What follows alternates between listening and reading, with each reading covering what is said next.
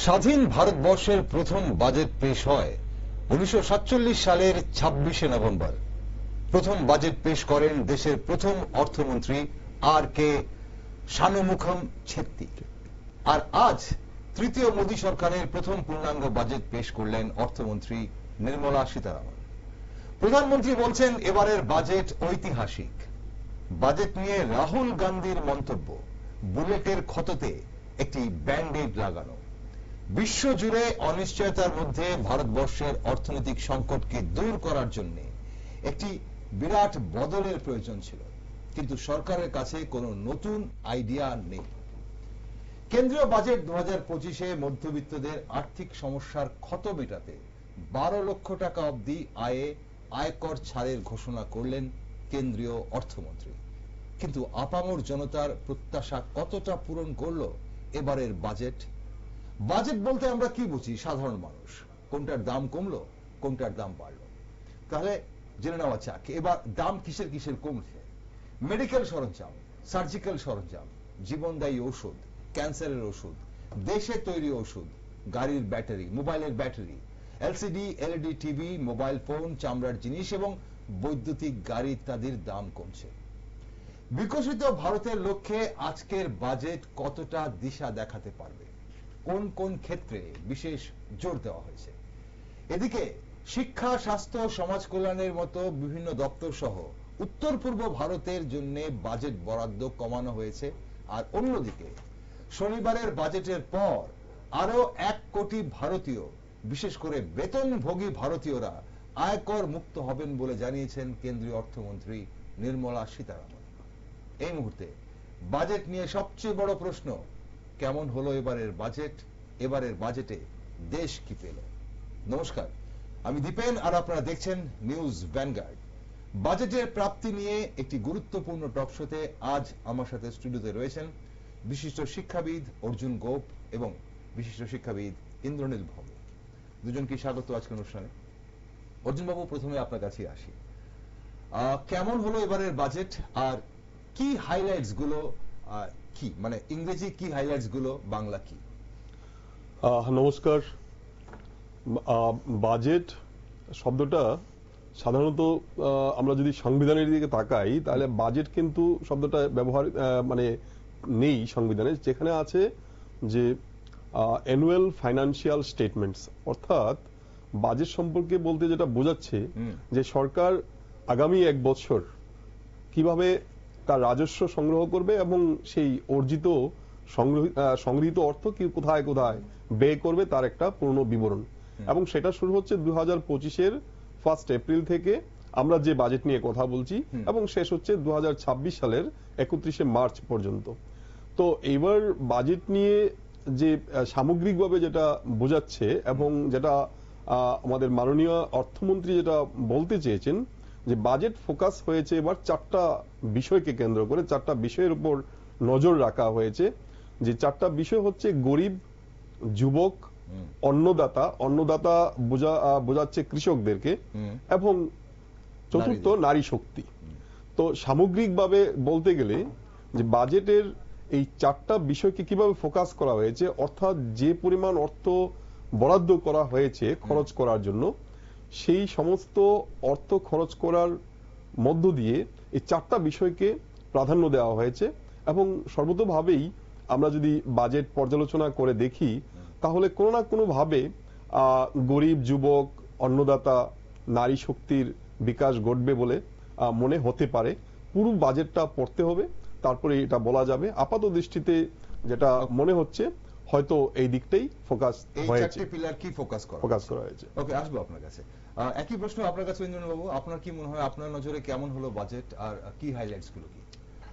স্বভাবতই অর্জুনের কথার খেই ধরেই বলতে হবে যে বিকশিত ভারতের লক্ষ্যে তো এই বাজেট তৈরি করা হয়েছে এবং যে 2047 সালে আমরা একটা টার্গেট রাখছি যে ভারত উন্নত দেশের জায়গায় যাবে, সেইখান থেকে করতে গেলে 4টে পিলার তো আছে। এই 4টে পিলারের পেছনে যেটা থাকছে সেটাকে মানে যাতে সকলকে নিয়ে এগোনো যায় তার জন্য ইনক্লুসিভিটি কিংবা অ্যাপ্রোচ রাখা হচ্ছে। এবং তার সঙ্গে সেটা করতে গেলে যেটা দরকার সেটা হচ্ছে বর্তমান কাঠামো এবং বর্তমান অর্থ ব্যবস্থার অনেক আইন কানুন এইগুলোর ভেতরে রিফর্ম আনতে হবে, এবং সেই জায়গা থেকে কিছু কিছু ইঙ্গিত দেওয়া হয়েছে।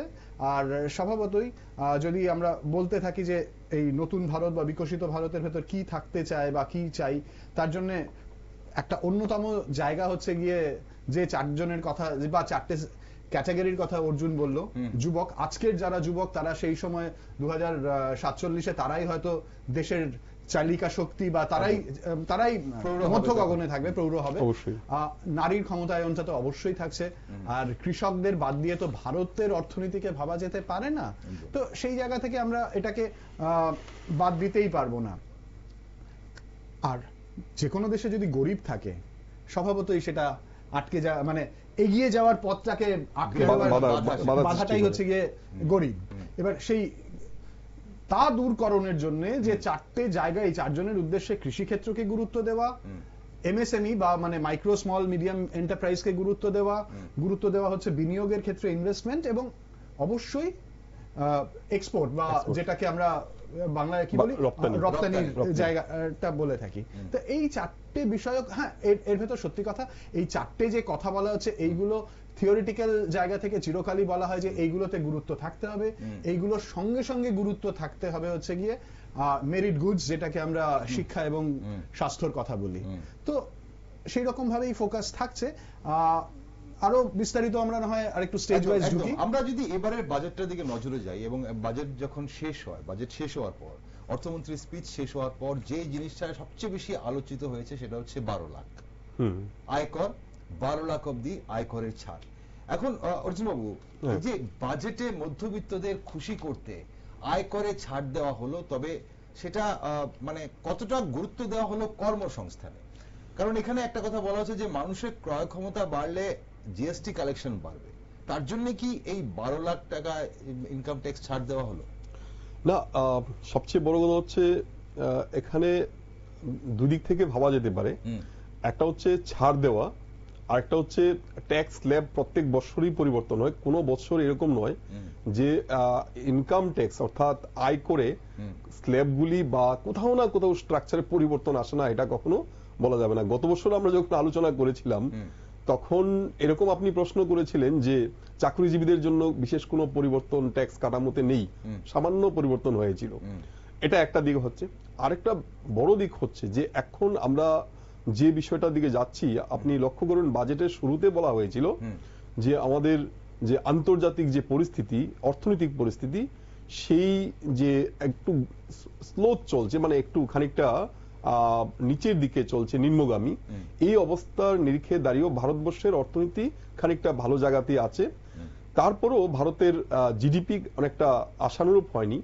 সেই জায়গায় বাজারকে চাঙ্গা করার জন্য যে অর্থনৈতিক একটা ওয়েপন, সেটা হচ্ছে যে নিম্ন মধ্যবিত্তদের কাছে অর্থ যথেষ্ট পরিমাণে থাকা, এবং সব দিক থেকে যে জিনিসপত্রের যে ইনফ্লেশনের যে বিষয়টা রয়েছে সেটাও একটা আলোচনার বিষয়। এবং সর্বোপরি যারা করদাতা আছেন, এবং সংখ্যাটা খুব একটা বেশি নয় যদি আমি মোট পপুলেশনের দিকে তাকিয়ে বিচার করি, সেই দিক থেকে বাজারে যে অর্থ আসবে তার কিন্তু একটা মাধ্যম অবশ্যই যারা করদাতা তাদের মধ্য দিয়ে কিন্তু টাকাটা আসে। কারণ যারা কর্মচারী আছে তাদের যে ডিসপোজেবল ইনকাম, খরচ করার যে আয়, সেটা বেড়ে যাবে। এবং সেই জায়গায় দাঁড়িয়ে যে এবার যেটা ট্যাক্স লিমিট যেটা বাড়ানো হয়েছে সেটা আশানুরূপ থেকে অনেকটা বেশি করেছে।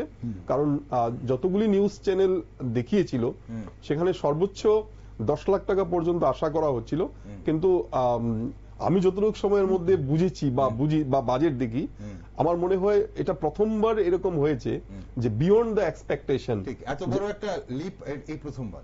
সেই এই যাবৎকালে এত বড় লিপ, 7 লাখ থেকে ডাইরেক্ট 12 লাখ টাকা অবধি যারা আয় করছেন বছরে, অ্যানুয়ালি 12 লাখ টাকা যাদের ইনকাম, তাদের এক্সেমশন করা হলো ট্যাক্স থেকে, ইনকাম ট্যাক্স থেকে।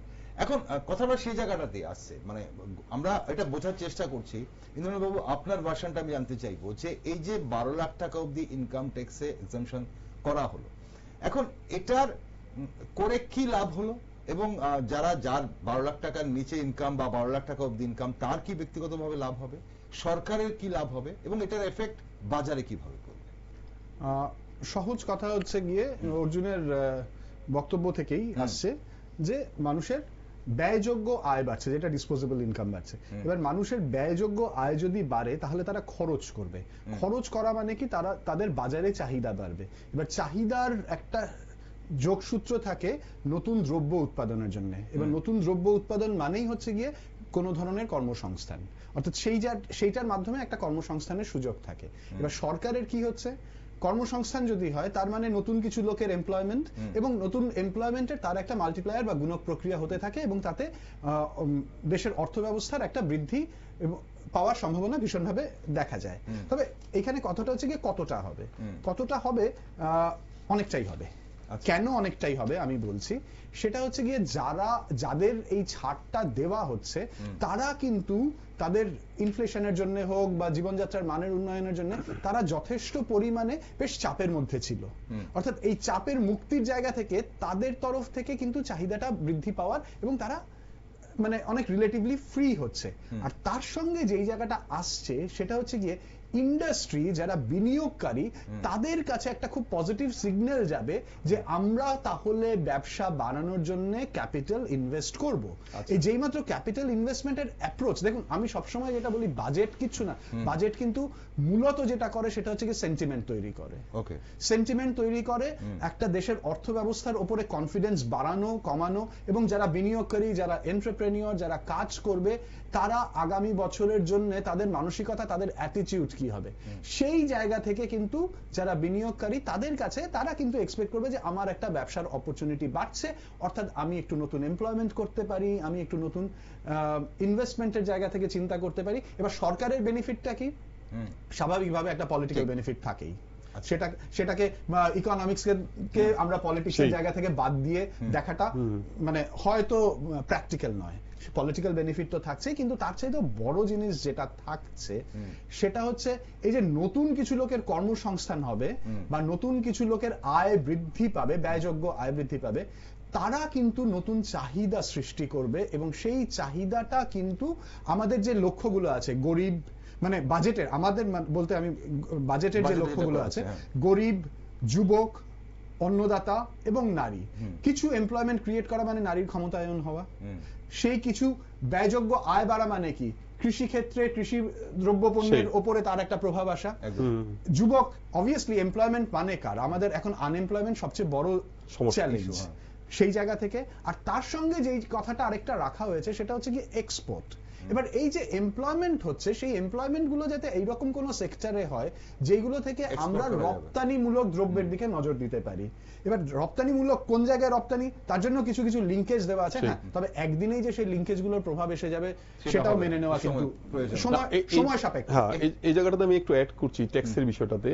আমরা যদি লক্ষ্য করি 23-24 এবং 24-25 দু বছর, তাহলে আমরা দেখব যে 23-24-এ যে ডাইরেক্ট ট্যাক্স যেটা কালেকশন হয়েছিল সেটা ছিল 19%। মানে 1 টাকার মধ্যে 19 পয়সা এসেছিল ডাইরেক্ট ট্যাক্স থেকে। আজকে যে ডাইরেক্ট ট্যাক্স নিয়ে কথা বলছি, আর এই বছর যেটা দেখা গেল 23-24-এ যেটা কালেকশন হচ্ছে সেটা দেখাচ্ছে 22%, মানে অনেকটা বেড়ে গেছে। নাম্বার 1। সেকেন্ড হচ্ছে আপনি যেটা ভাবছেন যে এতটুকু ছাড় দিয়ে দিল, এটা আপনি প্রত্যক্ষ বা পরোক্ষভাবে বলতে চাইছেন। আমি আসছি ইন্দ্রনীলদা যেটা বলছে সেটা তো ঠিক আছে, তার সঙ্গে এডিশন যে ইম্পর্টেন্ট একটা বিষয় রয়ে গেছে সেটা বলতে হবে। এই যে টাকাটা বাজারে খরচ হবে, যখনই আপনি খরচ করতে যাচ্ছেন সঙ্গে সঙ্গে you are paying GST, goods and services tax. আপনি আমার 100 টাকা যদি বেতন যদি বাড়ে, মানে যদি আমি ট্যাক্স 100 টাকা কম দিই, বা 80,000 টাকা যদি এক বছরে কোনো ব্যক্তি যদি ট্যাক্স কম দেয়, এবং উনি যদি ট্যুরিজমে বের হয়ে যায়, কোথাও ঘুরতে গেল, কালকে কুম্ভ মেলায় চলে গেল, অথবা পরশুদিন একটা গাড়ি কেনার জন্য বাজেট করলো, সঙ্গে সঙ্গে সে কিন্তু মিনিমাম কিন্তু 12% থেকে 18% জিএসটি দেবে। মানে যে টাকাটা ইনকাম ট্যাক্স হিসেবে সে বেনিফিট পেয়েছে সেটা কিন্তু আবার ঘুরে মার্কেট দিয়ে হয়ে আবার কিন্তু সরকারের কাছে চলে যাবে। যেটা মাল্টিপ্লায়ার বেনিফিটের কথা বলা হচ্ছে, সেটা কিন্তু প্রত্যক্ষভাবেই কিন্তু যদি খরচ করে সেটা কিন্তু ডাইরেক্টলি কিন্তু আবার সরকারের পকেটে চলে যাচ্ছে। এখানে এটা প্রশ্ন রয়েছে, ব্র্যাকেটে রয়েছে, যদি খরচ করে। তবে এখানে ওই যে আপনি যেটা বলছিলেন যে 2023-24-এ 19% ছিল ইনকাম ট্যাক্স এবং 2024-25-এ 22%। এখন সেটাই প্রশ্ন হচ্ছে যে এই যে টাকাটা যেটা ফরগো করা হলো সেটা কিভাবে আসবে, তাহলে সেটা প্রত্যক্ষভাবে মানে সেই পরোক্ষভাবে জিএসটি আমি বলছি এইভাবে এটা না, আমি বলছি এটা হচ্ছে যে ডাইরেক্ট ট্যাক্স কতটুকু বৃদ্ধি পেল আচ্ছা। স্ল্যাব চেঞ্জের কারণে, স্ল্যাব চেঞ্জের কারণে 3% বেড়ে গেছে। হ্যাঁ 3% বেড়ে গেছে, ঠিক আছে। না, তো আমি এখন কথা হচ্ছে ইনকাম ট্যাক্সের থেকে এই টাকাটা যেটা এখন ধরুন যে এই যে বলা হচ্ছে যে প্রায় 1 কোটি এক্সট্রা যারা এবার এই স্ল্যাবে পড়ে গেল তারা আর দিচ্ছে না, ট্যাক্সেশন হচ্ছে না তাদের, এখন তাদের যে টাকাটা যে ঘাটতিটা হবে এই টাকাটা সরকার কিভাবে সেটাকে কিভাবে মেক ওভার করবে? না না, আপনি তো নিজেই বলছেন 3% বৃদ্ধি পেয়েছে, যেটা বেড়েছে তার সবটা কিন্তু দেয়নি, ফরগু করছে না কিন্তু। আচ্ছা। 1 লাখ ক্রোড় স্পেন্ড হচ্ছে, হ্যাঁ। ঠিক আছে, 1 লাখ ক্রোড় স্পেন্ড হচ্ছে ইনকাম ট্যাক্সের জন্য। সেখান থেকে যদি এক্সপেন্ডিচারের জন্য যদি 50% চলে আসে জিএসটি হিসেবে, বাকি 50% এটা কিন্তু গভর্নমেন্টের দিক থেকে কিন্তু এটা investment, one kind of investment, Okay. সেটা কেনা কিন্তু মার্কেটে ডালছি কিন্তু। ঠিক। ওকে, আমরা এই বিষয়টাতে আর একটা প্রশ্ন চাইবো, তারপর আমি একটু উত্তর পূর্ব ভারতের দিকে আসবো, নর্থ ইস্ট ইন্ডিয়াতে, কারণ নর্থ ইস্ট ইন্ডিয়া নিয়ে আমাদের সবারই এবং অবশ্যই আমার রাজ্য আছে এর মধ্যে। কিন্তু এই যে ব্যাপারটাতে এই যে আমরা বলছি ট্যাক্সেশনের ব্যাপারটা, কতজন এই যে 1 কোটি মানুষের সুবিধা হবে, তাদের হাতে টাকা থাকবে, তাদের টাকাটা বলা হচ্ছে যে যারা এই স্ল্যাবে পড়বে অলমোস্ট 80,000 তারা সেভ করবে, এবং 80,000 সেভ করলে 80,000 রুপিস তারা সারা বছরে মার্কেটে খরচ করবে, সেটা মার্কেটে খরচ করলে জিএসটি হয়ে সরকারের কাছে টাকাটা কিছুটা যাবে, আর বাকিটা বাজার চাঙ্গা হবে। কিন্তু বাকি যে যারা রয়েছে এই স্ল্যাবটা ছাড়া, এই মানুষগুলো ছাড়া, 1 কোটি মানুষগুলো ছাড়া, তাদের নিচে যারা রোজগার করে তাদের কি লাভ? না, এখানে আমি বলতে চাই, এখানে 1 কোটি হিসাবটা কিন্তু ভুল হচ্ছে। কেন ভুল হচ্ছে আমি বলছি, কারণ আপনি প্রকৃত যে ফিগারটা তার মাত্র 25% বলছেন। ধরুন আমার বেতন, আমার ট্যাক্স রিলিফ হচ্ছে বা ইন্দ্রনীলদার ট্যাক্স রিলিফ হচ্ছে, একদম আমার পেছনে 4 জন আছে কিন্তু, আমার আমি যদি মা বাবাকে ধরি 6 জন থাকতে পারে, তো অন এন এভারেজ যদি 4 জন যদি ধরি, তাহলে কেন 1 কোটি ইন্টু 4 কোটি কেন বলছেন না, 25% কেন বলছেন? আচ্ছা, ডাইরেক্ট 4 কোটি, এই 4 কোটির উপর ডিপেন্ডেন্ট কেন আরো আমার ঘরে যে কাজ করছে, ওনার যে ড্রাইভার আছে বা ওনার উপর যে ডিপেন্ডেন্ট দোকানে, কারণ এখানে শুধু সরকারি কর্মচারী না, যিনি ব্যবসা করে রোজগার করছেন উনিও কিন্তু এই স্ল্যাবে আছেন, ঠিক আছে। তো ওনার দোকানে যে কাজ করছেন বা ব্যবসায় যিনি আছেন কর্মচারী, তারও বেতন বৃদ্ধি পাবে। আপনি কালকে আপনি শুনুন, আপনি বাজেটে এই যে প্রচার করছেন, ঠিক আছে, ট্যাক্স রিকভারি হয়ে মানে এক্সাম্পশন পেয়েছে, কালকে আপনি বাজারে গেলে সবজিওয়ালা আপনাকে বলবে আপনার তো লাভ হয়েছে, ট্যাক্স বেনিফিট পেয়েছেন, সবজিওয়ালা কিন্তু দাম বাড়াবে, আচ্ছা, বা দাম বাড়বে। আবার যখন আগামী বছর যখন আমরা ট্যাক্স ফাইল করব, তখনও কিন্তু আবার যিনি এডুকেটেড বিজনেসম্যান উনি কিন্তু বলবে আপনি তো এই বছর ট্যাক্স এক্সাম্পশন পেয়েছেন। মানে মাল্টিপ্লায়ার ইম্প্যাক্ট কিন্তু এমপ্লয়িদের উপরও হয়, দুই দিক থেকে হয়, একটা হচ্ছে নিউজ আর একটা হচ্ছে প্র্যাকটিক্যাল যখন হয়। একবার যখন ডিএ অ্যানাউন্স হলো তখন একবার হচ্ছে, আরেকবার সত্যি সত্যি যখন ডিএ এর পয়সা আসে তখন আরেকবার হয়। এখন সেটা ইন্দ্রবাবু এখানে কোনো মানে গ্যাপস কিন্তু আছে কিনা, কারণ কেন এই যে বলা হচ্ছে যে, এবং অর্থমন্ত্রী বলেছেন প্রায় 1 কোটি মানুষ নতুন অ্যাড হবে যারা এই যে স্ল্যাব থেকে নো স্ল্যাব পাবে, ইমপ্যাক্টের কথা বলছি, সেটা 4 টাইমস পাবে একদম। এখন কত হচ্ছে ফিনান্স মিনিস্টার এই কথাটা বলার পর তাহলে আমরা ধরে নিচ্ছি ওই ফিগারটা সেখান থেকে আসে, 1 কোটি ফিগারটা সেখান থেকে আসে। এখন তাহলে এটার এফেক্টটা যারা ওই 12 লাখ টাকা স্ল্যাবে যাচ্ছে না বা নিচের স্ল্যাবে 3 লাখ 2 লাখ 1 লাখ এই রোজগারের স্ল্যাবে যারা আছে তাদের উপর কোনোভাবে তাদের উপর লাভটা ওই রকম ভাবে হবে যে এই যে 80,000 টাকা আমি ধরে নিচ্ছি যে 80,000 টাকা সেভ হচ্ছে, এই 80,000 টাকা সেভ করে সেটা খরচ হচ্ছে, তো সেই খরচের রোজগারটা কার কাছে যাচ্ছে? আচ্ছা, সেটা বেশিরভাগ ক্ষেত্রে কিন্তু সেটা হচ্ছে গিয়ে, ধরুন একটা খুব সহজ কথা যে ফর এক্সাম্পল 80,000 টাকা সেভ করলো, এইটার মাধ্যমে হয়তো সে কোনো একজন মানে কোনো একটা কেয়ার ইকোনমির কিছু একটা অ্যাক্টিভিটি করছে, তার ফলে কিন্তু আরেকটা লোকের 80,000 টাকা বছরে রোজগার বাড়ার সম্ভাবনা থাকছে। 80,000 টাকা ডিরেক্ট রোজগার না, কিন্তু তার মাল্টিপ্লায়ার ইম্প্যাক্ট গুলো চলে আসছে। যে বছরে হয়তো 2 লাখ টাকা রোজগার করে, এরকম বহু লোক আছে 10,000 12,000 টাকা রোজগার করে মাসে, ঠিক আছে, তার হয়তো 10-এর জায়গায় সেটা 11 হতে পারে। এবার 10-এর জায়গায় যদি 11 হয়, তার কিন্তু 10% ইনক্রিজ করেছে। কিন্তু জেনারেলি আমরা ধরে নেই যে একটা বছরে কিন্তু যদি কারোর মানে স্যালারি ইনক্রিজ করে বা ইনকাম যদি 3 to 5% ইনক্রিজ করে, সেটা কিন্তু স্টেবল রেট অফ ইনক্রিজ হয়, ঠিক আছে। এবার সেই জায়গাটা থেকে যত বেস কম হবে তার কিন্তু রেট অফ ইনক্রিজটা বেশি হবে। আরেকটা সংযোগ করছি, মানে এটা শুধুমাত্র ওই যে 1 কোটি লোক বলছেন 12 লাখ টাকা রোজগারের, এরকম না বিষয়টা। যাদের রোজগার 12 লাখ টাকার নিচে কিংবা 30 লাখ টাকা, সবাই কিন্তু ট্যাক্স বেনিফিট পেয়ে গেছেন, সবাই পেয়েছেন কিন্তু, কারণ স্ল্যাব চেঞ্জের ফলে। আর এটা এই স্ল্যাবটার খুব দরকার ছিল, কারণ লাস্ট টাইম যে স্ল্যাবটা ছিল আমাদের সেটা মানে একদম 20%-এর পর 30% স্ল্যাব ছিল, এখন 20 এবং 30%-এর মাঝখানে কোনো স্ল্যাব ছিল না, যার ফলে যারা রোজগারটা ওই লেভেলে আছে 20 লাখ থেকে 30 লাখের মাঝখানে আছে তাদের বা 15 লাখের উপর যারা আছে, 15 উপরে চলে গেলে 30% ছিল, তাদের কিন্তু অনেকটাই কষ্ট হতো।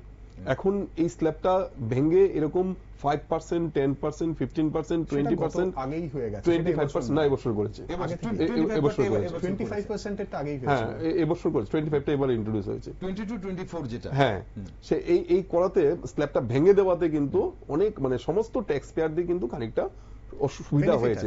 আর সবচেয়ে বড় কথা হচ্ছে এখন আপনার ডেফিনেশন গুলি চেঞ্জ হয়ে গেছে। একটু আগে এমএসএমই এর কথা বলছিল, আমরা যদি আসি এমএসএমই তে বলবো এমএসএমই এর যেমন ডেফিনেশন চেঞ্জ হয়েছে, নিম্ন এবং মধ্যবিত্ত ডেফিনেশনও চেঞ্জ হয়ে গেছে। একটা সময় যখন 6 লাখ টাকা রোজগার করলে তাকে যদি মধ্যবিত্ত বলা হতো, এখন কিন্তু 6 লাখ টাকা রোজগার করলে আপনি তাকে মধ্যবিত্ত বলতে পারেন না, কিন্তু সেটা চেঞ্জ হয়ে গেছে। কেন কি জিনিসপত্রের দাম তো বাড়ছে ক্রমাগত, তো যার ফলে ডেফিনেশন এই যে 10 লাখ টাকা 12 লাখ টাকা পর্যন্ত, 12 লাখ টাকা মানে কি তাদেরকে মধ্যবিত্ত ক্যাটাগরিতে আনা হয়েছে। তো এটা ধীরে ধীরে আনা হচ্ছে, 2-2.5 লাখ টাকা স্ট্যান্ডার্ড মানে পর্যন্ত ছাড় ছিল, তারপর 3 লাখ টাকা হলো, তারপর 5 লাখ, মানে এরকম ভাবে ধাপে ধাপে চেঞ্জ হচ্ছে। এখন কিন্তু এখানে একটা প্রশ্ন হচ্ছে যে এই যে সেদিন আমি দেখছিলাম কেউ অর্থনীতিবিদ কোন বিশিষ্ট ব্যক্তি বলছিলেন যে সেভিং ইকোনমি থেকে ভারতবর্ষ একটু মানে দূরে সরছে, মানে সঞ্চয় করার ব্যাপার থেকে। এখন মিডল ক্লাসের হাতে যদি এই যে 80,000 টাকাটা যদি আসে, মিডল ক্লাস সেটা বাজারে খরচ করবেন নাকি তার ভবিষ্যতের জন্য? আমি একটা বিষয়কে দুই দিক থেকে ইন্টারপ্রেট করতে পারি। আমি যদি বলি যে সেভিংস থেকে দূরে হচ্ছে, এটার কারণ হচ্ছে ওল্ড ট্যাক্স রিজিমে অপশন ছিল যে আপনি যদি এই পকেটগুলিতে টাকা সেভ করেন তবে আপনি এক্সাম্পশন পাবেন, রাইট? এখন গভর্নমেন্ট অফ ইন্ডিয়া আস্তে আস্তে এই ওল্ড ট্যাক্স রিজিম থেকে নিউ ট্যাক্স রিজিমে সবাইকে নিয়ে আসছে। এইবারের ফলে গতবার পর্যন্ত 75% চলে এসেছিল, বাকি যে 25% ছিল অলমোস্ট সবাই এবার নিউ ট্যাক্স রিজিমে চলে আসবে, কারণ ওল্ড ট্যাক্স রিজিমে ওই বেনিফিট এক্সাম্পশন পাবে না। এখন এটার ইন্টারপ্রিটেশন দুইটা হতে পারে, একটা হচ্ছে যে সেভিংস এর প্রতি সবাই সরে যাচ্ছে, কারণ কি গভর্নমেন্ট ফোর্স করছে না। আবার আমি যদি বলি যে আমি টাকা রোজগার করছি, আমার ডেমোক্রেসি থাকবে, আমার স্বাধীনতা থাকবে, আমি খরচ করব কি সেভ করব, তাহলে I am also correct, you are correct যে গভর্নমেন্ট ফোর্স করছে না, ইউ সেভ। আবার আমিও কারেক্ট যে গভর্নমেন্ট আমাকে ফ্রিডম দিয়েছে, I am enjoying the freedom, my money my earnings whether I will deposit or spend it depends on me। সবচেয়ে interesting হচ্ছে আমি যদি সেভিংসও যদি করি তবু কিন্তু সরকারের লাভ। কেন লাভ? কারণ আমি যদি ইন্স্যুরেন্স করি আমাকে জিএসটি দিতে হচ্ছে 18%, আমি যদি মিউচুয়াল ফান্ডে যাই সেখানে আবার আমাকে ট্রানজাকশন কস্ট দিতে হচ্ছে, শেয়ার মার্কেটে গেলে আবার সেল করার সময় ক্যাপিটাল গেইন দিতে হচ্ছে। সো ইন এনি ওয়ে আমাকে কিন্তু ওই গভর্নমেন্টের কিন্তু বিশেষ কিছু ফারাক হচ্ছে না। হ্যাঁ, সেভিংস থাকলে গভর্নমেন্টের ক্যাপিটাল হবে, we are dependent on foreign capital, তো সেখানে আমরা সেভিংস থেকেও ক্যাপিটাল পাচ্ছি। তো যেভাবেই হোক না কেন আমরা কিন্তু ওই এটাকে ইন্টারপ্রিটেশন আলটিমেটলি তো লাভই হচ্ছে। ব্যাপারটাকে মনে হয় শুধু এইভাবে দেখাটা উচিত না, কারণ সেভিংস এর সঙ্গে অনেক কিছু জড়িত আছে। সেভিংস এর সঙ্গে ইন্টারেস্ট রেট যেমাত্র জড়িত আছে, এবং ইন্টারেস্ট রেটের থেকেও যেটা হচ্ছে ইন্টারেস্ট আমি কতটা পাচ্ছি সেটা একটা বড় ফ্যাক্টর হয়ে যায়, এবং ইন্টারেস্ট রেটের উপর নির্ভর করে মানুষ সঞ্চয় করবে কি করবে না। এবং ইন্টারেস্ট রেট যেটা ইন্টারেস্ট ইনকাম যেটা হয় সেটা কিন্তু ডিরেক্ট ইনকাম ট্যাক্সেবল হয়ে যাচ্ছে। কিন্তু অন দ্য আদার হ্যান্ড যদি কেউ শেয়ার বাজারে ইনভেস্ট করে সেখান থেকে যে ক্যাপিটাল গেইনস হবে, ক্যাপিটাল গেইনস ট্যাক্স আর ইনকাম ট্যাক্স রেটের ভিতরে কিন্তু পার্থক্য আছে এইখানে, অর্থাৎ এই জিনিসগুলো কিন্তু ফ্যাক্টর হয়ে যাচ্ছে। অর্থাৎ শুধুমাত্র সেভিংস করব বা এর না, এটা কিন্তু মানে, এবং হ্যাঁ এইখানে যেটা ইম্পর্টেন্ট সেটা হচ্ছে গিয়ে যে যেই ব্যক্তিটির কথা হচ্ছে তার কাছে চয়েস, এবং এই জায়গাটাকে কিন্তু মানে চিরকালই মানে উদার অর্থনীতির যারা লোকেরা তারা কিন্তু সবসময় বলে থাকে যে চয়েস ইজ ভেরি ইম্পর্টেন্ট, সেই চয়েসটা ইজ ভেরি ভেরি ইম্পর্টেন্ট। এখন সেই জায়গাটাতেই প্রশ্নবোধক থেকে যাচ্ছে। অনেকেই বলছেন যেটা আছে বাজারের ডিমান্ড বাড়ানোর জন্য, যে মধ্যবিত্ত ক্রয় ক্ষমতা বাড়ানোর জন্য এই যে ট্যাক্সের ছাড়, যেটা যদি সেভিংসে চলে যায় তাহলে কি বাজার কি সেভাবে চাঙ্গা হবে? আমি বলছি এই সেভিংস এ চলে যায়, এই সেভিংসটা কোনটা সেভিংস, এইখানে একটা ভীষণ ভাবে সেভিংস যদি হয়, সেভিংস মানে কি সেটাও তো কোনো একটি ব্যাংকে বা কোনো একটি সঞ্চয় সংস্থার কাছে যাচ্ছে, সে তো সেটা বিনিয়োগ করছে, সেটা এখনের সেভিংস কিন্তু এই নয় যে আমি বস্তা করে মাটির নিচে রেখে দিলাম কি বাড়িতে ট্রাঙ্কে রেখে দিলাম, সেই জায়গা থেকে কিন্তু সঞ্চয় চেঞ্জ হয়ে গেছে। সেই জায়গাটাই হচ্ছে গিয়ে কথাটা। আমি সেভিংস মানে কি, সেভিংসটাকে একটা হচ্ছে কি আমি সেভিংস করলে ডিরেক্টলি আমি কোথাও রাখছি, আর হ্যাঁ, আমি share market এ direct কিন্তু করছি, বা আমি ব্যাংকে রাখছি, ব্যাংকে ইকোনমিক্স এর রাখছি। একটা খুব সহজ তত্ত্ব আছে, S is equal to I, সেটা হচ্ছে savings is equal to investment. Investment। অর্থাৎ ঘুরে ফিরে কিন্তু সেটা, এই সেভিংসটা আমি যেটাই করি সেটা কিন্তু কোনো না কোনো ভাবে ইনভেস্টমেন্ট হয়েই যাচ্ছে। ওকে, আমরা এইভাবে আলোচনা করতে করতে আমরা একটা দিক দেখলাম আজকে, মানে আপনাদের দুজন খুব সুন্দর ব্যাখ্যা করলেন যে এই যে ট্যাক্সের ব্যাপারটা, এই যে 12 লক্ষ টাকা অবধি কোনো ট্যাক্স দিতে, ইনকাম ট্যাক্স দিতে হবে না, এই ব্যাপারটা কিভাবে দেখলেন এবং এটার ব্যাখ্যাটা, এবং কিভাবে লাভ হবে, ব্যক্তির কিভাবে লাভ হবে, সরকারের কিভাবে লাভ হবে, দেশের কিভাবে লাভ হবে। এবার আমরা একটু আরো বিভিন্ন দিক আছে কোন কোন ক্ষেত্রে এবারে বাজেটে অবশ্যই জোর দেওয়া আছে, 1 ঘন্টায় সেটা এই আলোচনা সম্পূর্ণ হবে না, কিন্তু আমরা একটু নর্থ ইস্টের দিকে দেখব, উত্তর পূর্ব ভারতের দিকে দেখব। উত্তর পূর্ব, এবারের বাজেটে উত্তর পূর্ব ভারতের দিকে কিভাবে বিশেষ নজর দেওয়া হচ্ছে? ইন্দ্রনীল। উত্তর পূর্ব ভারতের জন্য যেটা হচ্ছে সেটা হচ্ছে কি, বাজেট বক্তৃতাতে স্পেসিফিক্যালি বলা হয়েছে যে একটা নতুন ইউরিয়া প্ল্যান্টের ফার্টিলাইজার ইউনিট করা হবে আসামের নামরূপে। সেখানে হচ্ছে উত্তর পূর্বাঞ্চলের পরিস্থিতি কিন্তু মানে সত্যি সত্যি একটু অন্যরকম, এবং গত 1 বছরে উত্তর পূর্বাঞ্চলের পরিস্থিতি অনেক রকমের পরিবর্তন হয়েছে। আচ্ছা। এবং সেটার জন্য কিন্তু শুধু মানে ডোমেস্টিক ইকোনমি না, তার জন্য ইন্টারন্যাশনাল ফ্যাক্টরস অনেক বেশি ইম্পর্টেন্ট হয়ে উঠেছে। একদিকে বাংলাদেশের সঙ্গে সম্পর্ক, আরেকদিকে মায়ানমারের উদ্ভূত পরিস্থিতি, এবং উত্তর পূর্বাঞ্চলের কিন্তু এই জায়গাগুলো ভীষণভাবে গুরুত্বপূর্ণ, এবং উত্তর পূর্বাঞ্চলের অর্থনীতির ভেতরেও কিন্তু এই জায়গাগুলো ভীষণভাবে গুরুত্বপূর্ণ। ঠিক আছে, অর্থাৎ এই ব্যাকগ্রাউন্ডে আমাদের করতে হয়। উত্তর পূর্বাঞ্চলের জন্য 1997 সাল থেকেই চালু হয়েছে ডোনার, এবং পরবর্তীকালে সেটা মিনিস্ট্রি হয়। নতুন নতুন বিভিন্ন স্কিম এসছে, NSEIDS, নিডস, তারপরে PM ডিভাইন, বিভিন্ন স্কিম হয়েছে, এবং বিভিন্ন ক্ষেত্রে সেই ইনভেস্টমেন্টগুলো এসছে। যেটা একটা জায়গা আমার একটু বলার আছে, সেটা হচ্ছে গিয়ে গত বছরের যখন বাজেট পেশ করা হয়েছিল সেই সময় ভীষণভাবে এম ডোনার মিনিস্ট্রির জন্য যে অ্যালটমেন্ট ছিল, সেই এম ডোনারের অ্যালটমেন্ট ছিল 5,900 কোটি টাকার মতো। ঠিক আছে, সেইটা কিন্তু রিভাইজড বাজেটে সেটা কমে গেছে। রিভাইজড বাজেটে কিন্তু 5,900 জায়গা থেকে সেটা সম্ভবত কমে 4,000 কিছু টাকা হয়েছে। হ্যাঁ, অর্থাৎ সেই জায়গা থেকে অর্থাৎ আমি স্বাভাবিকভাবে উত্তর পূর্বাঞ্চলে সরকার যত বেশি খরচ করে তাতে আমি ব্যক্তিগতভাবে খুশি হই, আমি অঞ্চলবাসী হিসেবে খুশি হয়, আমি আমার রাজ্যের বাসী হিসেবে। 4,600 কোটি টাকা, মানে 4,000 মানে এক্সাক্ট আমার ফিগারটা মনে নেই, কিন্তু 5,900 কোটি টাকা থেকে বাজেট এস্টিমেট থেকে রিভাইজ এস্টিমেট কমেছে। এবং রিভাইজ এস্টিমেট মূলত যে খরচগুলো হয় এই PM মানে আমাদের ডোনারের মাধ্যমে, সেইগুলো কিন্তু ক্যাপিটাল এক্সপেন্ডিচার হয়, এবং ক্যাপিটাল এক্সপেন্ডিচার কিন্তু মূলধনী খরচ।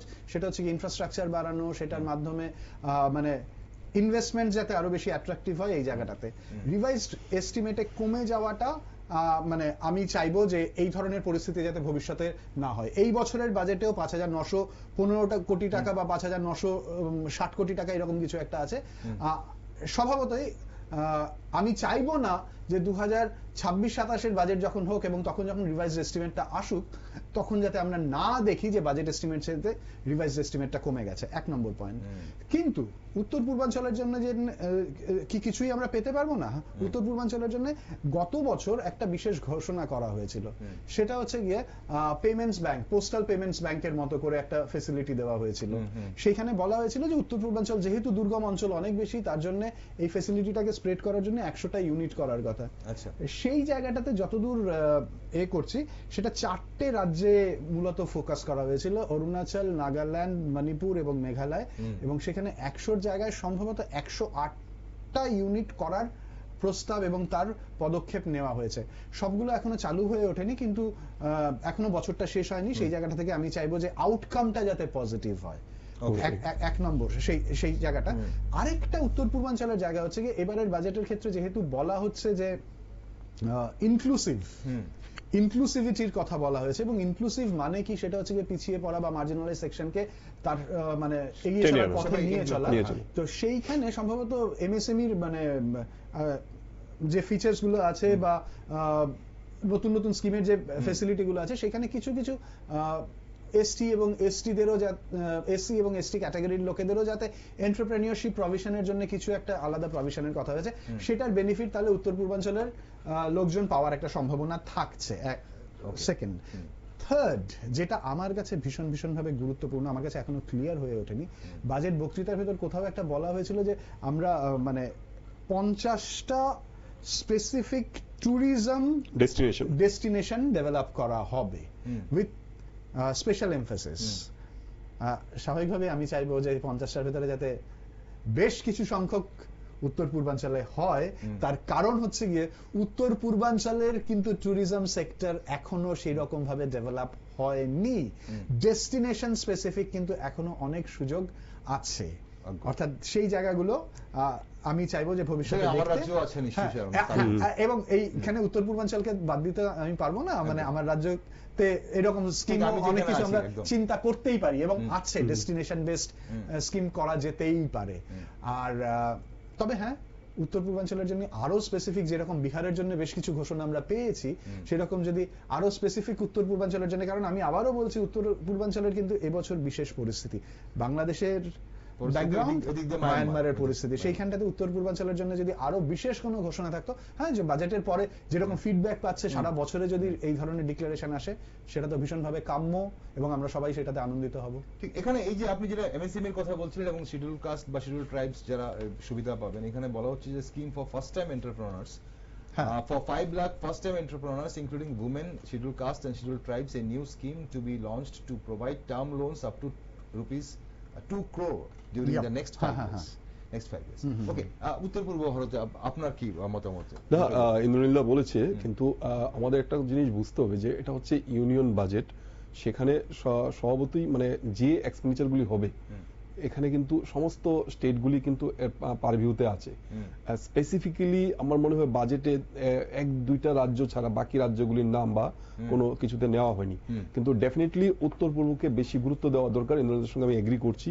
এবং সেখানে কিন্তু আরেকটা সুন্দর একটা জিনিস দেওয়া আছে, এটা গতবার বাজেটে ছিল, এবার এক্সটেন্ড করেছে, যে 1.5 লাখ ক্রোড় সেন্ট্রাল গভর্নমেন্ট থেকে স্টেট গভর্নমেন্টগুলিকে লোন দেবে, মানে উইদাউট লো ইন্টারেস্টে 50 ইয়ার্সের জন্য। তার মানে কি, স্টেট গভর্নমেন্ট যদি ডিজায়ার করে সেই লোন নিয়ে কিন্তু নিজ নিজ স্টেটের জন্য কিন্তু ক্যাপিটাল অ্যাসেট তৈরি করতে পারে। এটা খুব একটা plus point. 1.5 lakh crore will be sanctioned as per budget. আর দ্বিতীয় যেটা টুরিস্ট ডেস্টিনেশনের কথা বলছে, আমরা যদি দেখি এখন ত্রিপুরা যে টুরিস্টের কিন্তু বেশ কিছু কাজকর্ম চলছে, আপনিও জানেন, ত্রিপুরেশ্বরী মন্দিরের কথা জানেন, প্লাস উদয়পুরে নতুন 51 ফিট একটা তৈরি হচ্ছে, হ্যাঁ, সেটা টুরিস্টদের কথা মাথায় রেখে হচ্ছে। ডুমুরে আমরা জানি রাস্তাঘাট তৈরি হচ্ছে এবং ঊনকোটি যাওয়ার পথে রাস্তাঘাট পুরো পরিবর্তন হয়ে গেছে। এই যে সবগুলি হচ্ছে স্পেসিফিক, কিন্তু কোন বাজেটে কিন্তু বলেনি যে ত্রিপুরাতে এগুলি খরচ করা হবে, কিন্তু হচ্ছে। তো পুরো বিষয়টা আমি যেটা বলতে চাইছি, যে যেহেতু ইউনিয়ন বাজেট ক্যাটাগরাইজ না হলেও will get the fruits of that. Rightly pointed out যে 50 যে ডেস্টিনেশন, টুরিস্ট ডেস্টিনেশনের কথা বলেছে, আই এম শিওর আমাদের রাজ্য কিছু না কিছু এখান থেকে পাবে, অ্যাটলিস্ট একটা টুরিস্ট স্পট তো পাবেই। এটা নতুন টুরিস্ট ডেস্টিনেশন ক্রিয়েট হবে এবং সেখানে টুরিস্ট ডেস্টিনেশনকে বাহবা দেওয়ার জন্য যে সঙ্গে যে রিলেটেড গুলি, আপনি একটা কথা বলেছিলেন কর্মসংস্থানের কথা, তো সেখানে বলছে যে হোমস্টে, এখন দেখবেন আপনি হোটেল আছে, আবার হোটেলের সঙ্গে আরেকটা বিষয় যুক্ত হয়েছে হোমস্টে, মানে আপনার বাড়িতে একটা ফ্ল্যাট আছে, সেটা আপনি টুরিস্টদেরকে ভাড়া দিতে পারেন এবং তার খাওয়া দাওয়ার ব্যবস্থা সেই ফ্ল্যাটে করে খাবেন। সে বলছে যে এই হোমস্টে গুলিকে এফিসিয়েন্সি বাড়ানোর জন্য মুদ্রা লোনের সাহায্যে সহযোগিতা করা হবে, নাম্বার 1। সেকেন্ড হচ্ছে ওদের স্কিলকে বাড়ানোর জন্য উপযুক্ত ট্রেনিং এর ব্যবস্থা করানো হবে। থার্ড বলছে প্রোডাক্ট লিঙ্কের মতো পারফরমেন্স লিঙ্কের উপর বেস করে ওদেরকে ফাইন্যান্সের ব্যবস্থা করা হবে স্টেটগুলিকে। So many facilities have been mentioned here. কতটুকু প্র্যাকটিক্যালি হবে আমরা দেখবো সময় আসলে। বাজেটে যেটা হচ্ছে সেটা কিন্তু সুযোগ কিন্তু রয়েছে। তবে এটা আমার কাছে খুব ভালো লেগেছে, আমি আবার রিটাইট করতে চাইছি যে স্টেটগুলি কিন্তু ইচ্ছে করলে কিন্তু একটা গুড অ্যামাউন্ট কিন্তু ইনভেস্ট করতে পারে।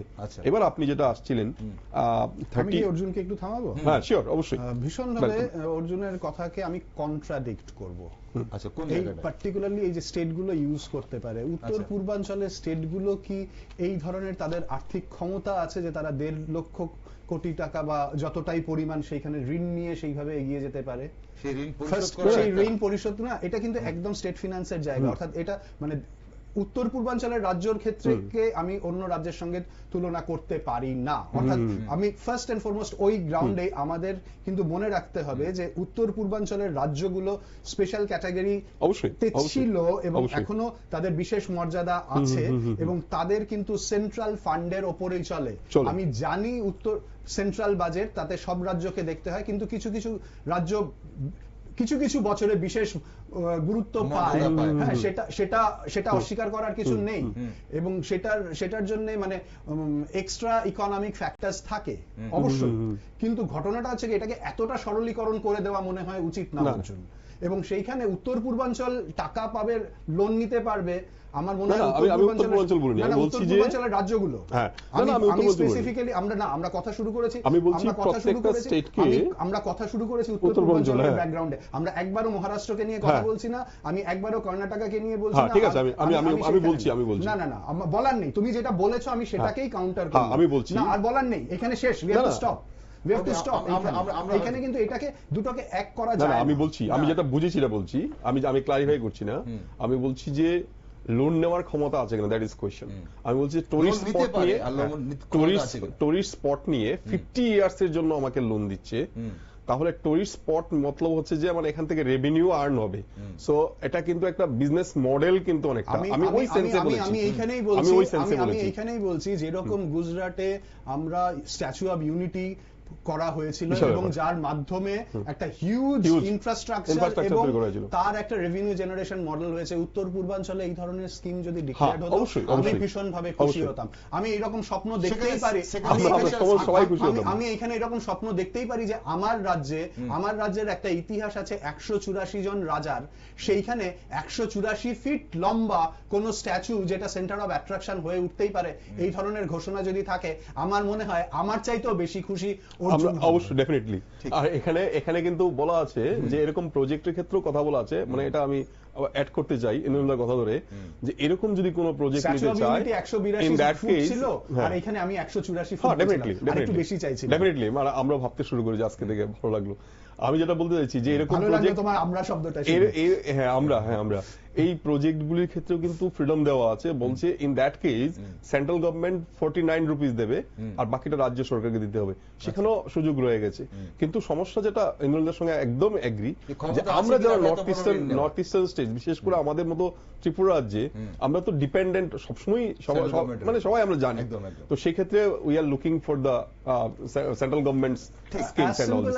যত বেশি আমরা সেন্ট্রাল গভর্নমেন্ট থেকে পাবো তত আমরা খুশি, কিন্তু যেই জায়গাটাতে আমার বক্তব্য এবং চিরকাল আমি বসে আছি, সেন্ট্রাল গভর্নমেন্ট আমাদের দিলেও আমরা নিজেদের ক্ষমতায়ন কি করছি সেই জায়গাটাতেও কিন্তু রাজ্যগুলোকে নজর দেওয়া দরকার। ঠিক, এমএসএমই এর কথা বলা হচ্ছে, এমএসএমই কে জোর দেওয়ার কথা বলা হচ্ছে। এখন এমএসএমই কে যেভাবে আরো বেশি ক্ষমতায়ন করার চেষ্টা করছে, এবং যেটা আপনি বলছিলেন ডক্টর গোপ, যে এমএসএমই কে আরো কিছু চেঞ্জেস করা হয়েছে এমএসএমই এর মধ্যে, কার লিমিটের মধ্যে কোনো কিছু চেঞ্জেস করা হয়েছে। হ্যাঁ, এমএসএমই আমাদের রাজ্যের যারা এমএসএমই মানে একদম ক্ষুদ্র যারা, তাদের কি ধরনের সুবিধা পাবে? না, মানে আমাদের রাজ্যে ওই ইন্দ্রনীন্দ্রের কথাই আসছে, আমাদের রাজ্যে তো মানে এমএসএমই তে পড়ে সংখ্যাটা খুব একটা বেশি না, ঠিক আছে, খুব একটা বেশি না, কিন্তু মানে আমরা যদি মানে রেজিস্ট্রেশন দেখি কর্পোরেট অ্যাফেয়ার্স ওয়েবসাইটে, তাহলে দেখা যাচ্ছে যে মানে রেজিস্ট্রেশন হচ্ছে, এবং এটা সারা ইন্ডিয়ারই চিত্র। এমএসএমই বা স্টার্ট আপ এগুলি আসলে কি হয়, মানে শুরু এটা একটা পজিটিভ দিক, শুরু করতে হবে। তো শুরু করলে কি হয়, এটা লাস্ট মানে 10 ইয়ার্স এর চিত্র যদি বা 15 ইয়ার্স এর চিত্র যদি দেখি, যে সাকসেস রেটটা খুব কম, এটা অ্যাক্রস দ্য কান্ট্রি। এখন সেখানে সাপোর্ট দরকার, এই সাপোর্টের কথা যদি বলা হয় তাহলে এখানে অনেক রকমের সাপোর্টের কথা বলা আছে। এবং সাপোর্ট কি, সাপোর্ট হচ্ছে যে লো ইন্টারেস্টে লোন দেওয়া। এখানে বলা হচ্ছে যে মানে যে এমএসএমই যারা শুরু করবে তাদেরকে কিষাণ ক্রেডিট কার্ড যেমন এরকম ক্রেডিট কার্ড দেওয়া হবে, সো দ্যাট তাদেরকে লোনের জন্য উচ্চ সুদের হারে সোর্স খুঁজতে না হয় এবং খুব সহজে লোন নিতে পারে। দেন মহিলা এবং ইসের ক্ষেত্রে তারা একদম ম্যাক্সিমাম পয়েন্টে 2 কোটির মতন মনে হয় টাকা লোন নিতে পারবে, এরকম একটা প্রভিশন রয়ে গেছে। তো সেখানে এই সবচেয়ে ইন্টারেস্টিং হচ্ছে এমএসএমই ডেফিনেশনটা চেঞ্জ করেছে এই কারণে যে বেশি পরিমাণ সংখ্যককে যাতে এমএসএমইর আন্ডারে আনা যায়। যেমন আগে ধরা যাক যাদের ইনভেস্টমেন্ট, যে বিজনেসে বিনিয়োগ ছিল 50 কোটি টাকা, সেটাকে বলা হতো মিডিয়াম এন্টারপ্রাইজ, কিন্তু এখন মিডিয়াম এন্টারপ্রাইজ বলছে 125 কোটি টাকা পর্যন্ত বিনিয়োগ যদি করা হয় সেটাকে বলা হবে মিডিয়াম এন্টারপ্রাইজ। আগে ছিল 1 কোটি টাকা যদি ইনভেস্ট করা হয় এটাকে মাইক্রো বলা হতো, এখন বলছে 2.5 2.5 ক্রোর্স পর্যন্ত যদি বিনিয়োগ হয় তাহলে এটা মাইক্রো বলা হবে। তার মানে কি, যখন গভর্নমেন্ট বলছে মাইক্রো যারা বিজনেস তাদেরকে এই ফ্যাসিলিটিস গুলো দেওয়া হবে, তাহলে একটা লার্জ অংশ ঢুকে যেতে পারে। তো সেম ভাবে স্মল এন্টারপ্রাইজের ক্ষেত্রে 10 কোটি টাকা ছিল, সেটাকে বাড়িয়ে করা হয়েছে 25 ক্রোর্স, 10 ক্রোর্স থেকে 25 ক্রোর্স। এখন কথা হচ্ছে যে এই যে আমরা যদি একদম সাধারণ ভাবে দেখি এমএসএমই এর ক্ষেত্রে আমাদের মতো রাজ্যে কি হয়, আমাদের মতো রাজ্যে এই যে টাকার অঙ্কটা, এই যে এখানে বলা হচ্ছে significant enhancement of credit availability with guarantee cover, current যেটা এমএসএমই এর ক্ষেত্রে, এমএসসি এর ক্ষেত্রে ছিল 5 ক্রোর্স, সেটা রিভাইজড হয়েছে 10 ক্রোর্স, স্টার্টআপের ক্ষেত্রে 10 কোটি রিভাইজ হয়ে 20 ক্রোর্স হয়েছে। এখন হচ্ছে পয়সা কে দেবে? ব্যাংক দেবে। এবং ব্যাংক এখন সেখানেই হচ্ছে যে একটা এমএসএমই যখন ব্যাংকের কাছে যায় তখন সেখানে টাকা পায় না, এটা একটা বিরাট বড় ব্যারিয়ার এক। আর দুই হচ্ছে এই যে আপনি যেটা বলছেন যে বিগত 10-15 বছরে গোটা ভারতবর্ষে একই চিত্র, এমএসএমইর সাকসেস রেট খুব কম। তো সাকসেস রেট যখন কম হয়, একজন যখন এতগুলো টাকা ইনভেস্ট করে, সেটা ঋণ নিয়ে হোক বা নিজের কোনো পার্সোনাল লায়াবিলিটি কিছু যদি করে হয়, এতগুলো টাকা যখন ইনভেস্ট করে, সে যখন দেখে যে এমএসএমইর তো সাকসেস রেট খুব ভালো না, সে তখন কতটুকু ইন্টারেস্ট পায় না, মানে এর জন্যই কি এমএসএমইর মানে আরো বেশি আসার এটা কি কমে যাচ্ছে? না, মানে দেখুন, কর্মসংস্থান যে সেক্টরগুলিতে যেভাবে হয়, তো সেভাবে তো যার যার মতো করে চেষ্টা করছে, কম্পিটিশন তো থাকবেই। তো কম্পিটিশনের মধ্য দিয়ে চলতে হয়। গভর্নমেন্ট দেখছে যে এই জায়গাটাকে সাপোর্ট দরকার, এন্টারপ্রেনার ক্রিয়েট করতে গেলে আমাকে ইনকিউবেশন সেন্টার দরকার, ওনাকে টেকনোলজি দিতে হবে, শিখাতে হবে, মূলধন দিয়ে সাহায্য করতে হবে। তো বিভিন্ন দিক থেকে অ্যাঙ্গেলে করছে। সাকসেস রেট কম বলতে আমি বলছি না যে মানে যারা বিজনেস শুরু করছে তারা বিজনেস বন্ধ করে বসে আছে। আমি in terms of profit growth দেখছি যে তারা সেই জায়গায় যেখানে গিয়ে পৌঁছানোর কথা, হয়তো 100 জনের মধ্যে হয়তো 50 জন পৌঁছালো, 50 জন পৌঁছাতে পারেনি, এই বিষয়টাকে হাইলাইট করছি। এই যে আমাদের রাজ্যের এমএসএমই দের, আমি আমাদের রাজ্যের কথাই দেখছি, তাদেরকে বুস্ট আপ করার জন্য এবারে বাজেটে যা যা বলা হয়েছে, বা তা কি যথেষ্ট নাকি এর থেকে আরো বেশি কিছু প্রয়োজন ছিল? আমি খুব সহজ কথা হচ্ছে গিয়ে অর্জুনের সঙ্গে এই জায়গাটাতে আবার আমি একমত যে এমএসএমইর মাধ্যমে উন্নয়নের সুযোগ থাকছে, কিন্তু তাহলেও কি হচ্ছে, চ্যালেঞ্জটাও প্রচুর। সেইখানে যেটা দরকার সেটা হচ্ছে গিয়ে আমাদের আইডেন্টিফাই করা উচিত আমাদের ক্ষেত্রে যে কি কি দ্রব্য, শুধু দ্রব্য ঋণ নিলে তো হবে না, না তার প্রোডাক্টটাকে তো মার্কেট করতে হবে, বিক্রি করতে হবে। আমাদের সাইজ, মার্কেটের সাইজ কত, অর্থাৎ আমাদের এই অঞ্চলের জন্য আমাদের সেই ধরনের প্রোডাক্টেরই আমরা সাকসেসফুল হতে পারি, যার জন্য আজকে না বহু বছর ধরেই আমার বিশ্বাস হচ্ছে গিয়ে আমরা সবসময় মানে এই আমাদের রাজ্য এবং আমাদের অঞ্চলের জন্য আমাদের ফোকাসটা থাকা উচিত low volume high valued product. Low volume high valued আমি মিন করতে চাইছি যেই সব দ্রব্য যেইগুলোর ওজন কম কিন্তু তার দাম বেশি, সেই ধরনের দ্রব্যগুলোর ওপরে যদি আমরা ফোকাস করতে পারি। কারণ কি, আমরা শুধুমাত্র উত্তর পূর্বাঞ্চলের মার্কেটের জন্য প্রোডাক্ট করে সার্ভাইভ করা খুব কঠিন হয়ে যাবে, যার জন্য আমার মার্কেট লিঙ্কেজ পেতে হবে। আর মার্কেট লিঙ্কেজ পেতে গেলেই আমাকে কি ট্রান্সপোর্টেশন খরচ, আমার ট্রানজাকশন কস্ট অনেক বেশি হয়ে যায়। কারণ কি, এখন আমার সহজভাবে আমি বাইরেও পাঠাতে পারছি না। অর্থাৎ সেই প্রোডাক্ট আইডেন্টিফাই না করে এগিয়ে যাওয়া কিন্তু খুব কঠিন আমাদের রাজ্যের জন্য। এটা শুধু এই বছরের বাজেট না, ভবিষ্যতেও একই জায়গা থাকবে। এখন এই যে এক্সপোর্টের ব্যাপারটা গুরুত্ব দেওয়া হয়েছে আমাদের রাজ্যে, এই যে আপনি যেটা বলছিলেন যে লো ভলিউম হাই ভ্যালু, এই ব্যাপারটা এগুলো তো আমাদের এক্সপোর্ট একদম অবশ্যই low volume high value. Rubber আমরা করছি, রাবার থেকে আমরা কি করছি দেখুন, আমার রাবার নিয়ে মানে কোনো এক সময় প্রচুর কাজ করেছি। রাবারের ক্ষেত্রে যেটা হচ্ছে, আমরা কিন্তু রাবার প্রোডাকশন করি, প্ল্যান্টেশন, রাবার শিটটাকে আমরা বাইরে পাঠিয়ে দিচ্ছি, কিন্তু আমাদের রাজ্যে আমরা রাবার গুডস যেটা, সেইখানে পার্টিকুলারলি রাবার গুডস এর ভেতরে হাই ভ্যালুড লো ভলিউম হচ্ছে গিয়ে ল্যাটেক্স প্রোডাক্ট, সেইটার ইন্ডাস্ট্রি কিন্তু আমাদের হয়নি। সেই জায়গাগুলোকে একদম স্পেসিফিক্যালি টার্গেটেড ওয়েতে যদি, আমার মনে হয় এই জায়গাটাতে মানে একটা রাজ্য সরকার, কেন্দ্রীয় সরকার এবং পার্টিকুলার ইন্ডাস্ট্রি তাদের একটা ওই টিঙ্কারিং ল্যাবস এবং এর টেকনোলজির ইনোভেশন, ওই জায়গাগুলোকে স্পেসিফিক্যালি ব্লেন্ডিংটা দরকার হয়ে ওঠে।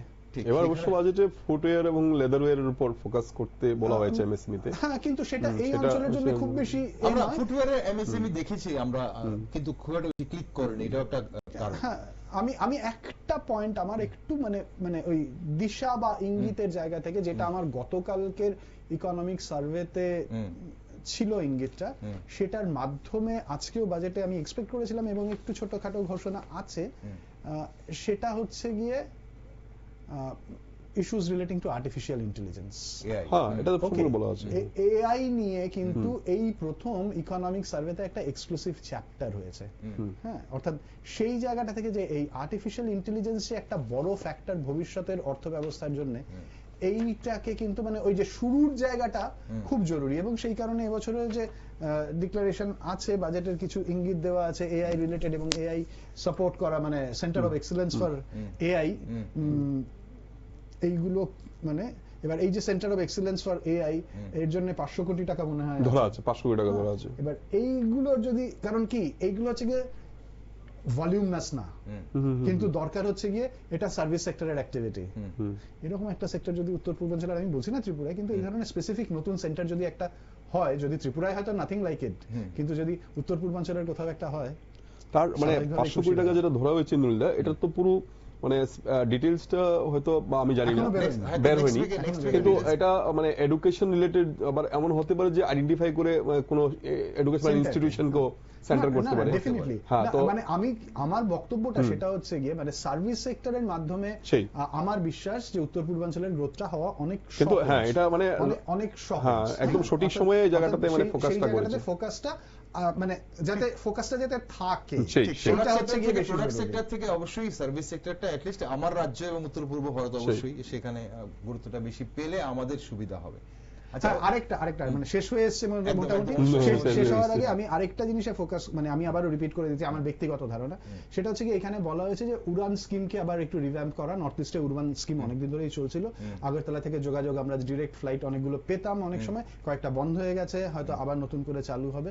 এবার এই উড়ান স্কিমের জন্যই আমি যেটা আগেও বলেছি অনেকবার, আবারও বলছি, সেটা হচ্ছে কি উত্তর পূর্বাঞ্চলের খুব বেশি যাত্রী আমরা পাবো না উড়ান স্কিমের মাধ্যমে, কিন্তু যতটুকুনি পাবো, কিন্তু এই এয়ারফিল্ড গুলো যেগুলো থাকবে সেইগুলোকে কি আমরা ব্যবহার করতে পারি for training institute, for flight training institute. এই জায়গাটা আমি অনেকবার বলেছি বিভিন্ন পরিস্থিতি অনুষ্ঠানে, আমি আবারও রিপিট করছি, মানে একই কথা বলে বলে যদি সেটার কোনো ইম্প্যাক্ট হয়। একদম একদম। ওকে, আমরা অনুষ্ঠান শেষ করব। এবারের বাজেট নিয়ে আপনারা তো বললেন সবকিছু, এতক্ষণ যা আলোচনা করলেন শুধু বাজেট নিয়েই করলেন, আপনাদের পয়েন্ট অফ ভিউ আপনারা রাখলেন। তবুও বিশেষ কোনো বার্তা আমাদের দর্শকরা যারা দেখছেন তাদেরকে বাজেট নিয়ে আপনারা দিতে চাইবেন কিনা? বাজেট এর বেনিফিট যাতে আমরা সকলে পেতে পারি সেটার দিকে নজর রাখা উচিত। এবং আরেকটা জায়গা হচ্ছে গিয়ে ইমিডিয়েটলি বাজেটের ফলে দেখা গিয়েছিল যে শেয়ার মার্কেট নিচের দিকে এসেছিল, কিন্তু আস্তে আস্তে রিভাইভ করে গেছে এবং হয়তো আমার ধারণা সোমবার দিন আরেকটু ইমপ্রুভ করবে সেই জায়গাটাকে, সেটাও ওই ইনভেস্টার্স কনফিডেন্স এসে যাবে। আর যেহেতু কিছু ছাড় পাওয়া গেছে, তো সেটার ইমপ্যাক্ট মাধ্যমে সাধারণ মানুষ হিসেবে একটু খুশি থাকি। ঠিক।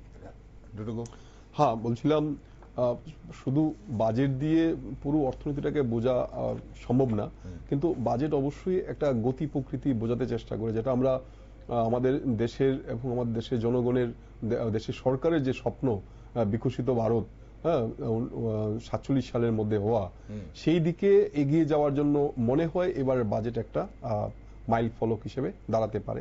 কিন্তু সারা পৃথিবীর অর্থনীতির কথা বিবেচনা করে আবার হয়তো পরিবর্তনও আসবে। আমাদেরকে আশা রাখতে হবে যে দেশ সামনের দিকে এগিয়ে চলবে। বাজেট আগামীবার আবার হবে। এই বছরের বাজেট অবশ্যই পজিটিভ ইঙ্গিত করছে বলে আমার মনে হয়, এবং এখানেই শেষ করছি আমি। অসংখ্য ধন্যবাদ ইন্দ্রনাথ বাবু, আপনাকে অসংখ্য ধন্যবাদ অর্জুন বাবু আপনাকে। আর দর্শক বন্ধুরা, বিকশিত ভারতবর্ষের লক্ষ্যে এগিয়ে যাওয়ার পথে আজকের বাজেট নতুন কি দিশা দেখাবে এটা সময় বলবে, তা সময় বলবে। তবে বাজেট নিয়ে আরো বিস্তারিত আলোচনা প্রয়োজন, কারণ আজই মাত্র বাজেট পেশ হয়েছে, প্রস্তাবিত হয়েছে। বাজেটের খুঁটিনাটি কোন কোন ক্ষেত্রে জোর দেওয়া হয়েছে, কোন কোন ক্ষেত্রে আমরা বিশেষ করে উত্তর পূর্ব ভারত এবং ত্রিপুরা রাজ্য লাভবান হতে পারে, দেশ কিভাবে লাভবান হবে, দেশের কোন শ্রেণীর নাগরিকরা কিভাবে লাভবান হতে পারে, কোনটা শর্ট টার্ম লাভ, কোনটা লং টার্ম লাভ, এইসব নানান বিষয় নিয়ে আমরা অবশ্যই আরো আলোচনা করব। তাই সবকিছু দেখার জন্য এবং পাশাপাশি দেশ দুনিয়ার সব খবর দেখার জন্য আপনারা চোখ রাখুন শুধুমাত্র নিউজ ভ্যানগার্ডে।